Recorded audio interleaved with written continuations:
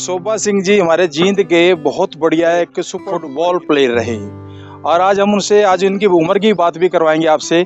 और फुटबॉल दिन पे दिन खत्म होती जा रही है, स्पोर्ट्स खत्म ही होता जा रहा है। इनके समय में जब ये गेम होती थी मेरे ख्याल में बेशुमार लोग प्लेयर होते थे, आसपास के गांव में होते थे। तो आज इनसे बताएंगे कि जो स्पोर्ट्स का, खेल का जो आज माहौल रहा है वो बहुत कम हो गया है। शोभा सिंह जी नमस्कार। सेवन जी का आपका धन्यवाद। आप मेरे छोटे भाई हो, मेरे साथ खेले भी हुए हो फुटबॉल।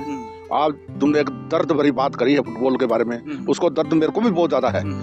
तो ये गेम खत्म तो नहीं हुई, पॉलिटिकल के सामने थोड़ा ये काम जो चल रहा है, आपस में ये टीमें वाले ऊपर वाले हैं, हमारी ऊपरली लॉबी है, वो बिट जाते हैं, वो कर जाते हैं ना। तो कोई यहाँ में सामान मिला और जंक्शन के ऊपर आप हमारे साथ खेलते रहे हो, बहुत अच्छा था आपका भी गेम था, जिसके आप 90 के अंदर पुलिस के अंदर सेलेक्ट भी हुए थे गेम के थ्रू। वो लड़के भी हुए हैं उस टाइम के।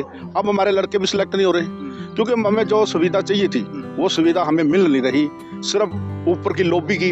शोभा सिंह जी एक बात हो रही है, जैसे कि बीजेपी सरकार है, इस टाइम मौजूदा सरकार है, हमारे एमएलए हैं और अपने कौशिक साहब भी हैं, हमारे जींद के हैं, सोनीपत के हैं। जींद में रुतबा है अपने बीजेपी का, और बीजेपी के होते हुए आज हम हर चीज से वंचित रह रहे हैं, हमारे प्लेयर वंचित रह रहे हैं, छोटे छोटे बच्चे हैं जो हमारे भविष्य हैं। तो आज ये बताइए कि भाई ऐसा क्यों है? तो सरकार तो नहीं रख रही हमें, मतलब कि जो यहाँ की पॉलिटिकल चीजें हैं वो हमें वंचित रख रहे हैं। सरकार की तरफ से कोई कमी नहीं है, हर चीज दे रहे हैं, फुटबॉल दे रहे हैं, खेलने के लिए कोचिंग है। हमारे मेरे जींद के पास अब 2 कोच है।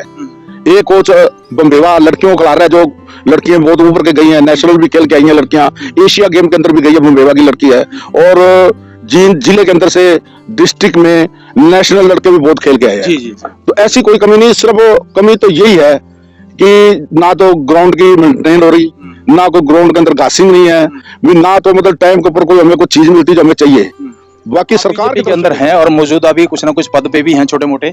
आप ये बताइए कि जो हमारा जींद है, जींद में प्रॉपर सुधार की कमियां हैं। जैसा कि हमारे जींद के अंदर हम बात करें, हमारे गलियों में देखिए ना कोई साफ सफाई है, ना कोई लाइटिंग की व्यवस्था है, पानी की तो इतनी व्यवस्था खत्म हो चुकी है क्योंकि बारिश थोड़ी सी आ जाए तो पानी पानी हो जाता है सब जगह। निकासी की प्रॉब्लम है गलियों में, ये देखिए खागड़ फिरते हैं, गाय हैं और मतलब आवारा पशु, इतना बहुत बुरा हाल है। साफ सफाई का भी विशेष ख्याल नहीं है। सर इसके बारे में क्या कहेंगे, क्योंकि आप बीजेपी के जींद प्रवक्ता तो नहीं है, एक छोटा सा कार्यकर्ता था बीजेपी सरकार में। जब मैं आया था डॉक्टर साहब मिड्डा से, एमएलए से पहले मैंने ज्वाइन कर दी, जब पहले नरेंद्र मोदी आया था। तो मैंने यही सोच के करी थी कि ये बहुत अच्छी नीतियां हैं इनकी, बहुत अच्छा काम कर रहे हैं और कर भी रहे थे, मगर के आपस में जो हमारे शहर का एक आपस का भाईचारा है वो ठीक नहीं है।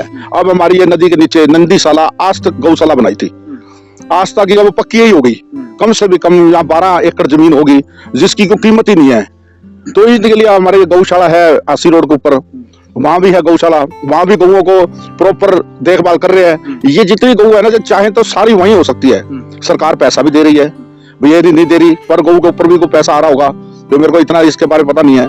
तो मतलब ध्यान रखिए, इतने पशु आवारा हैं जो शहर के अंदर, कई तो बच्चे भी एक्सीडेंट हो गया, किसी का लात टूट गया, अपाहिज हो गया सारी उम्र का। जब 10 साल का लड़के को एक्सीडेंट में लात टूट जाए, बांह टूट जाए, वो क्या करेगा? गलियों में भी खागड़ लड़ते हैं तो गाड़ियां भी कईयों की टूट जाती हैं, शीशे, गाड़ियां, बच्चे आने से दंगा। और दूसरी बात है कि यहाँ शहर के अंदर एक इतना बंदर अंतवाद हुआ है, बंदरों को भी के लिए व्यवस्था बनानी चाहिए। चलो प्रभु के जीव हैं, हम ये नहीं कहते कि नहीं, सबके लिए होना चाहिए। हम बार में देशों में हम देखते हैं, जैसे हम बात करते हैं रेड लाइट हमारे पटियाला चौक पे लगी थी, वो आज तक जल के नहीं दी। उसके बाद कितने चौक इन्होंने बढ़ा दिए, कहीं भी रेड लाइट ग्रीन लाइट की व्यवस्था नहीं है। अगर जो हम बात करें इसके कंपैरेटिव हिसार की और अपने कैथल की, अम्बाड़ा की, महेंद्रगढ़ की, जितने भी डिस्ट्रिक्ट में जाइए वहां पर रेड लाइटों से चमका होता है शहर। भाई अपने जींद में इतने बड़े बड़े नेता रहने के बावजूद भी कभी ये इनके जू तक नहीं रहेंगे। तो ये कहूंगा कि हमारी जींद के साथ दुर्भाग्य, एक अच्छा व्यवहार नहीं कर रहे। जींद पहले 66 में बनने में सबसे पहला स्टेट जिला जींद था, जबकि उस टाइम 12 जिले हुआ करते थे। अब तो जिले भी 22 बन 26 बन गए हैं, वो हमारे से बहुत आगे निकल गया। जींद वही का वही खड़ा है। और जींद एक हरियाणा का बिंदु केंद्र है, हरियाणा का एक बिंदु केंद्र है। जींद से उधर चले जाओ 120 किलोमीटर दिल्ली, इधर से चले जाओ हिसार, 100 के दायरे में सारा हरियाणा लग जाता है, सारा हरियाणा लग जाता है। तो ये जींद का कितना है, इसको तो इतना सुंदर और ब्यूटीफुल। और उसके बाद हमारा ये पांडु भंडारा है, ये एक देवी देवताओं का, सोमनाथ मंदिर भी एक देवी देवताओं का यहाँ आए हुए हैं। उसके बाद में जयंती मंदिर, यहाँ भी पांडु भंडारा रहे हुए हैं। 5 यहाँ है। गुरुद्वारा साहब है हमारा, गुरु नानक देव जी हमारी पहली पातशाही आई थी, 9वीं पातशाही गुरुद्वारा की आई थी। यहाँ एक बहुत इतना बढ़िया पवित्र स्थान जींद को, पर इसका भाग नहीं जाग रहा, पता नहीं क्या। मैं तो जब भी कोई मीटिंग होती है आवाज जरूर उठाता हूँ, हमारी को सुने ना सुने, हमारा बारह तक काम है दरवाजा खटखटाना। चाहेंगे आपसे, जब बीजेपी सरकार आई, बीजेपी सरकार ने बहुत अच्छा मुद्दा उठाया था कि भाई जितने भी शराब के ठेके हैं वो बिल्कुल आउटर होने चाहिए, ऑन हाईवे पे एक भी ठेका नहीं होना चाहिए, बाहर होने चाहिए कहीं। मगर वो सरकार जब आई, बनने के बाद आस्ता आस्ता वो ठेके यूं का यूं ऑन रोडों पे आ गए।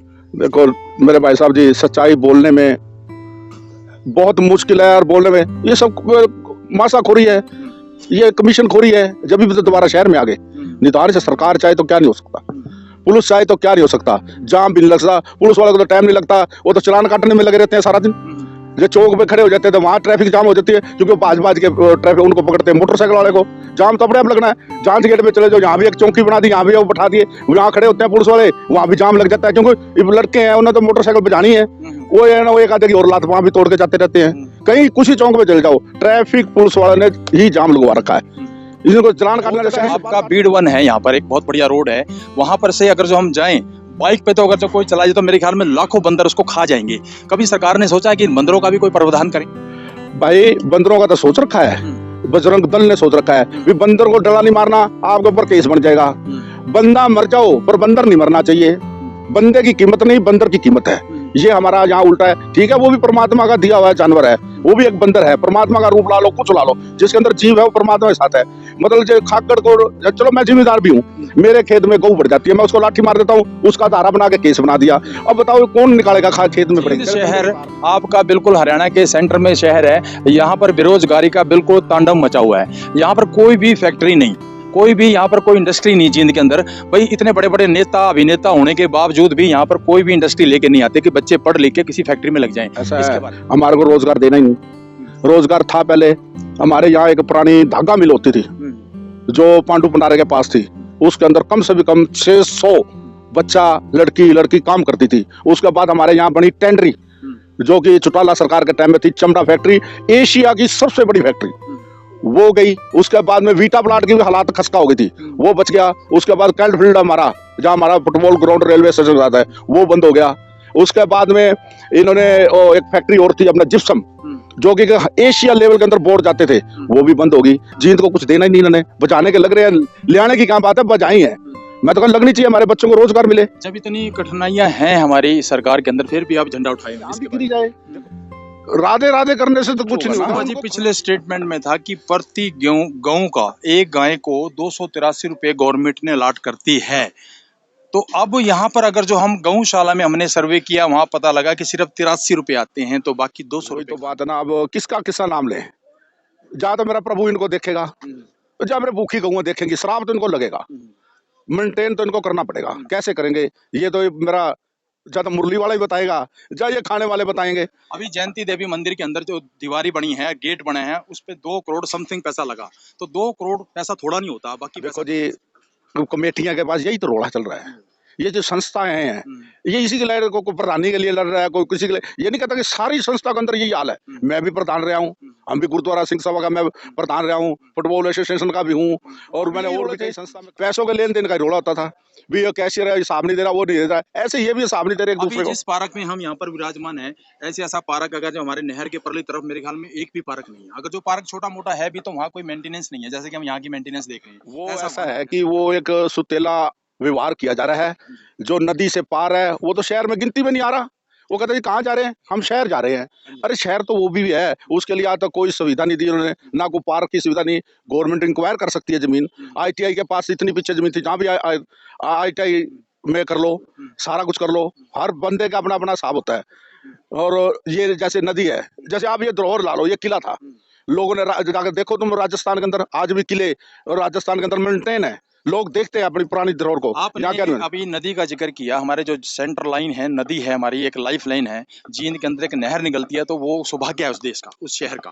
वो नहर की चारों तरफ की पटड़ियां अगर जो हम बात करें, आप जाके देखिए तो बहुत बुरा हाल है, वो टूटी पड़ी है, कोई भी गिर सकता है। अगर जो कभी नहर अपने उफान पे आ जाए तो। मेरे भाई 93 के अंदर बाढ़ आई थी, इस नदी के ऊपर दिन रात हमारा पैरा रहता है क्यों मेरी ही जमीन नदी के साथ लगती है। जब हम छोटे थे ना, इस नदी के ऊपर अंग्रेजों के शासन के सामने वो चलता रहता। आपको साइकिल लाउड नहीं था चलाने का इस पटड़ी के ऊपर। बेलदार इसको ऐसे साफ रखते थे जैसे कि बंदा आराम से सैर कर जाए। ये बुजुर्ग हमारे साथ खड़े हैं, इन्होंने इस चीज को जरूर देखा होगा क्योंकि ये हमारे से उम्र से बड़े भी है।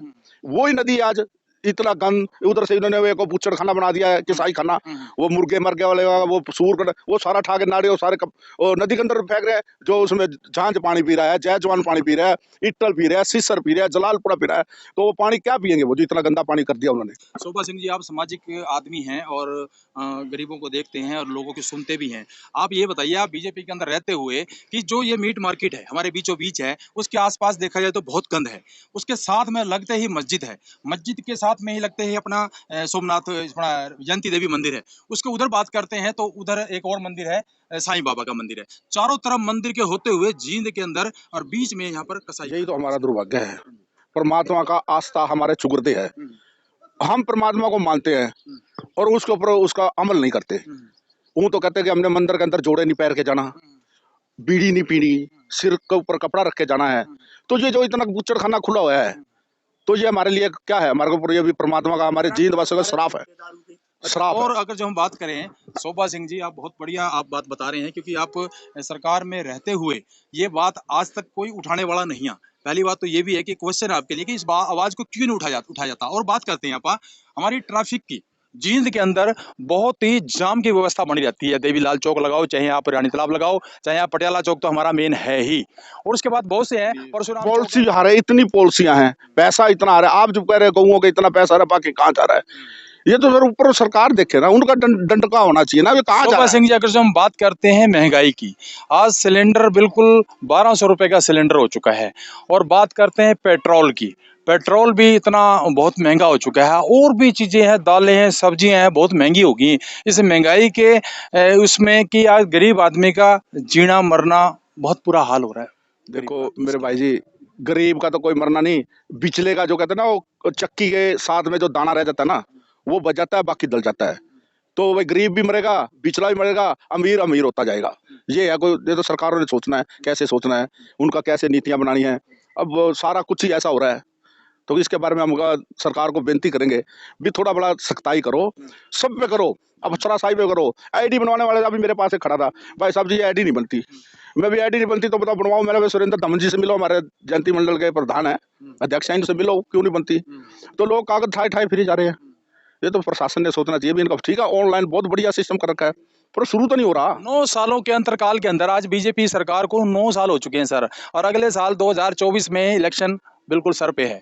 और इतने 9 साल होने के बावजूद भी आज विकास के नाम की एक भी चीज नहीं है। जींद के अंदर की बात करते हैं, जैसे कि आपको मैंने बातें सारे कह डाली हैं, जैसे कि साफ सफाई या निकासी की मेन समस्या निकासी की है। सड़कें तो चलो हैं जैसी भी हैं, टूटी फूटी, मगर निकासी नहीं है। बहुत सी बातें मैंने आपको कह दी हैं। 10 साल हो चुके हैं सर। 10 एक सालों में अमृत योजना चली थी, हाँ जी। जिसके तहत में बहुत पैसा दिया सरकार ने। तो कहाँ गया पैसा सर? वो साहब मैं इतना बड़ा लीडर नहीं, मैं होता लीडर तो मैं बता देता कहाँ गया है। असल तो मैं ले जाता, मैं छोड़ता भी नहीं था। खा रहे हैं, पेट बड़े बड़े हो रहे हैं, अब हमें क्या पता कहाँ गया जी। मैं तो ये इतना पढ़ा लिखा भी इंसान तालाब नहीं के हूँ। ऊपर इतना पैसा लगा और अब फिर लग रहा है, तो ये पैसा कहाँ लगता है और अभी तक ये क्यों नहीं ठीक होता, इसके बारे में।